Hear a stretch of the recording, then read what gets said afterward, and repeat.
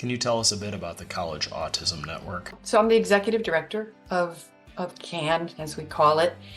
So we provide a lot of training and outreach and education to people who work with autistic students. And we try to provide information for autistic students themselves and families who are trying to make good decisions about college. How can families know if college is the right path for their neurodiverse student?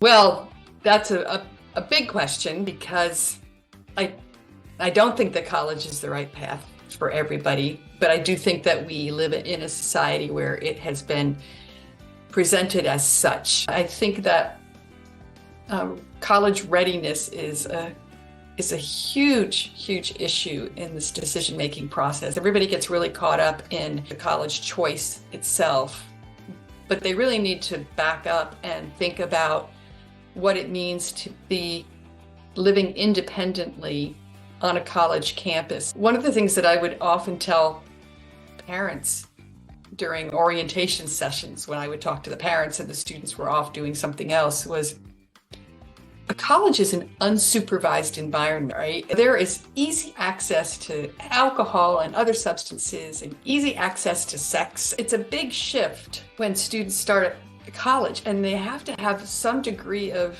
self-agency and self-awareness to do this well. Otherwise, they're really going to fall on their faces. And I say that about all students, regardless of their certain status as neurotypical or neurodivergent. One of the things that I think is really lost on families, because we don't do a good job of explaining it, is the shift from high school to college. It's profound. High schools are required by law to provide a level of support and accommodation to students that far exceeds what colleges are legally required to provide. And so this is called the service cliff. So all of those accommodations and supports that a high school student has gotten academically and socially, and all of the sort of flexibility around behavioral issues, all of the safety nets that are there at the high school level, including the safety net of a family being right there, like the student living with their family, those are all gone when they go to college. And they have to renegotiate a whole new set of accommodations. And those accommodations are not really about success. They are about access. The college's job legally is to remove barriers to access. And then once they remove those barriers, it's really up to a student to do a lot more for themselves. So to make this transition in the space of a couple of months, I think is really hard. So sometimes these students show up and they do not have the independent living skills that are necessary for them to succeed. The student doesn't maybe take their medication consistently on their own, or doesn't want to take it. The student is not an effective self-advocate. The student is not good at organizing their time. They're going from a very structured high school environment where they are supposed to be somewhere from 7:30 a.m. to 3 p.m. and even beyond if they're involved in extracurriculars, to an environment where they have hours of downtime and they don't have to go to class because nobody's taking attendance in some of these classes. When they get to college, the college folks respond to the ADA. And again, this focus is not on success, it's on access. And colleges get to determine what a reasonable accommodation is. It's really kind of heartbreaking to hear parents try to advocate for their students, and the personnel on the college campus are saying, you know what, we can't talk to you, or we can talk to you if they sign this FERPA waiver, but we really don't want to talk to you. We want them to advocate for themselves. And these students have never been in the driver's seat.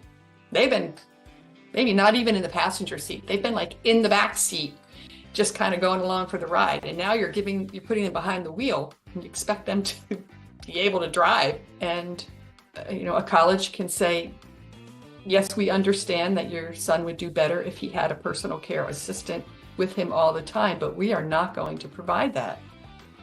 And if he can't be here without that, then he might not be otherwise qualified to attend our institution. And sadly, that conversation doesn't take place when it should. which is in senior year of high school when they're doing their college search. And so they end up in a lot of trouble academically and sometimes socially.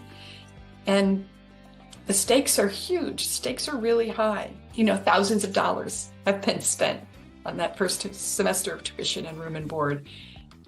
And it's a huge financial hit for the family, but it's a huge hit for the student who ends up really feeling like they have failed at something that everybody said was so important. Do you have advice for parents who feel their student may need to further develop those skills before heading off to college? I'm a big proponent of what I call the half-step year. It's not really a gap year, but a 4-year residential college where a student is living on their own, maybe for the first time, is pretty daunting. And so I really encourage parents and students to think about a year where they practice. So they graduate from high school, they continue to live at home, they take a couple of classes at the local community college. Maybe they get a part-time job, but I think the class piece is really important. And the parents step back and kind of monitor. Is the student somebody who takes their medication without reminders?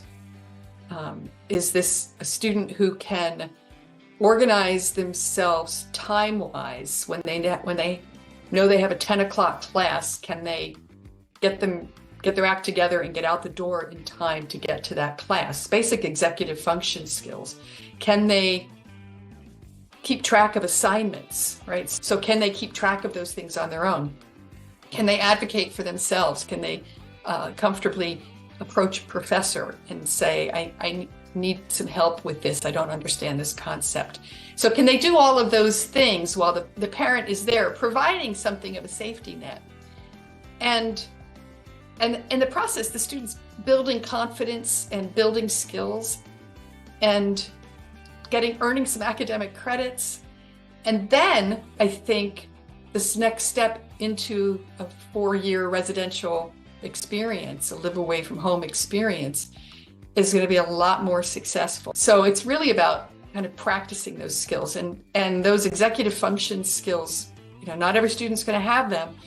So what are the external structures that need to be put in place? Does the student need an executive function coach who works with them regularly? Well, a college isn't going to provide that. So the family needs to figure out, okay, here's what's going to be necessary and how do we put that in place? But you can't do that while the student's taking a full course load and trying to adapt to being on their own.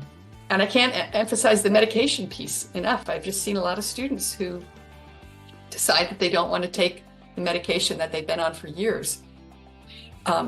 So practicing those skills and having some benchmarks along the way, like the parents need to say to the student, before we send you off to college and pay thousands and thousands of dollars for you to have this experience, which we want you to have. But before we get there, we need to make sure that you can do these things. And so what are the steps that you have to take, and what are the markers that you have to hit before we agree to fill out that FAFSA and send you off several hours away? Do you have any advice for parents of students who tried college and it didn't work out initially? Well, I think stepping back and figuring out what went wrong is the first thing. And so maybe the student stopped going to class. Okay, why did you stop going to class? Well, I just couldn't get up in the morning. Okay, that's one possibility. Or I just didn't understand what was going on in class and it just made me frustrated. They've really got to be detectives here and figure out what happened. You didn't go to class. Why didn't you go to class? And then start with that. Maybe it was just homesickness, loneliness, but understanding what went wrong, that recognition is the first step toward resolution. You've got to really get a diagnosis here of the ailment before you can figure out a treatment plan and a prognosis. And then I think based on that detective work, your next steps become a bit clearer. maybe the student doesn't want to be 4 hours or 8 hours or a day away from home. And so you start looking at campuses that are maybe within an hour's drive of home, so that this student can come home on the weekend and recharge and be in a safe place. And or maybe it's just academically they were not ready. They just could not do the work.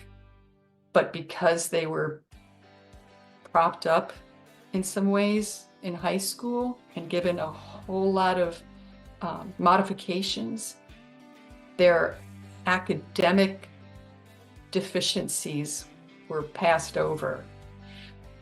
And that might be where a family stops and says, okay, maybe college is not the best choice. Let's think about this a little differently. Are there trade school opportunities? Maybe it's time to take a break and go get a job for a little while while we figure this out. So everything really starts with understanding what went wrong. And then I think there's some clarity around what the next steps will be. A huge thanks to Lee Burdette Williams and the College Autism Network.